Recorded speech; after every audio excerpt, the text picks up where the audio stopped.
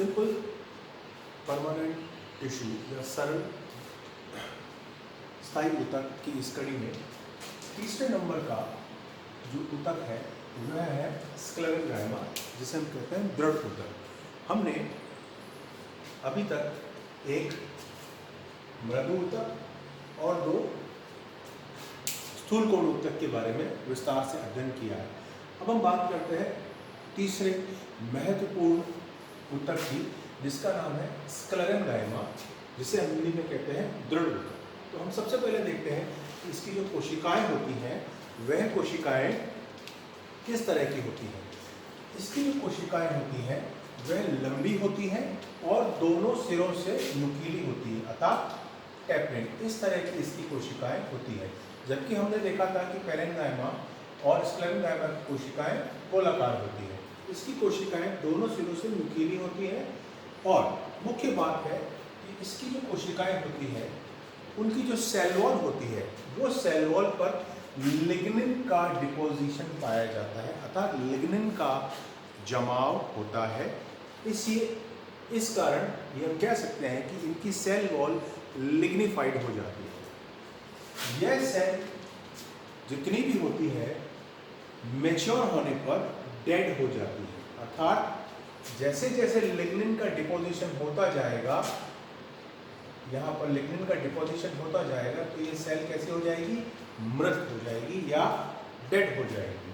तो जैसे मेच्योरिटी पर ये सेल्स जितनी भी इस टिश्यू में सेल्स पाई जाती हैं वह सेल्स मृत हो जाती हैं। चौथा है इनकी सेल में सेल वॉल पर कुछ एक विशेष प्रकार के छिद्र पाए जाते हैं।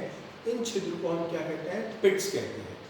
तो स्क्लेरेंजाइमा या दृढ़ ऊतक जो होता है उसको उसकी जो कोशिकाएं होती है निम्न प्रकार की होती हैं। पहला, लंबी होती है, दोनों सिरों से टैपरिंग होती है, नुकीली होती है। तीसरा, इनकी वॉल या सेल वॉल जो होती है लिग्निफाइड होती है। चौथा, मैच्योर होने पर डेड हो जाती हैं। और लास्ट एंड में पिट्स पाए जाते हैं। यह कुछ महत्वपूर्ण कैरेक्टर हैं। अब हम बात करते हैं कि स्क्लेरेंजाइमा को कितने भागों में बांटा गया है। स्क्लेरेंजाइमा में दो प्रकार की सेल्स पाई जा सकती हैं। पहला होते हैं फाइबर और दूसरा होता है स्क्लेरेट्स। तो फाइबर्स और स्क्लेरेट दो प्रकार की कोशिकाएं स्क्लेरेंजाइमा में पाई जाती हैं। तो हम बात करते हैं सबसे पहले फाइबर्स की। तो फाइबर, जिसे हम हिंदी में तंतु कहते हैं, कि यह कोशिकाएं जो होती है, जैसा मैंने बताया कि लंबी, जैसा नाम से ही आता है तंतु की कोशिका कैसी होंगी, अपेक्षाकृत लंबी होंगी, दोनों सिरों से नुकीली होगी। वही सेल वॉल जो होती है थिक होती है, थिक वॉल्ड होती है, नो ल्यूमन, अर्थात इस तरह की अगर कोशिका है, ये क्षेत्र ल्यूमन कहलाता है। जब लिग्निन का डिपोजिशन हो जाता है लिग्निन का, तो यह कोशिकाएं लिग्निन से जमाव के कारण इनमें कोई ल्यूमन नहीं पाया जाता और यह कोशिका एक तरह से कह सकते हैं कि ठोस हो जाती है। यह कोशिकाएं 1 से 2 मिलीमीटर तक लंबी हो सकती हैं।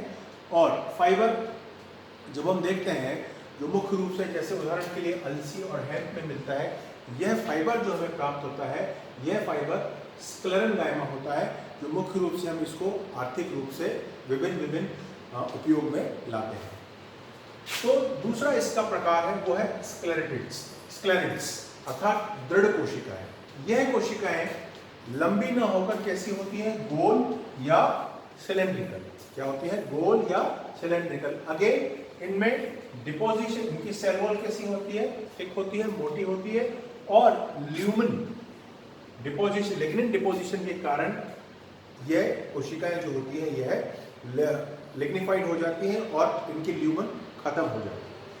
स्क्लेरेट्स को या दृढ़ कोशिकाओं को हम 4 भागों में बांटते हैं, 1, 2, 3 और 4। सबसे पहले आती है ब्रैकिस्क्लेरेट्स, जिसे हम स्टोन सेल के नाम से भी कहते हैं। यह कोशिकाएं आइसोबाइलेटरल अर्थात गोलाकार होती है, जिसके बीच में लिग्निन के कारण यह कोशिकाएं, इनकी ल्यूमन समाप्त हो जाती है। यह कोशिकाएं स्टोन सेल के नाम से भी जानी जाती हैं और यह नाशपाती जो फ्रूट है उसमें आपको मिलती है। जब हम नाशपाती का फ्रूट खाते हैं तो हल्का से क्रैकिंग टेस्ट आता है। वह टेस्ट किसके कारण होता है, इस ब्रैकीस्क्लेरोटिड्स के कारण।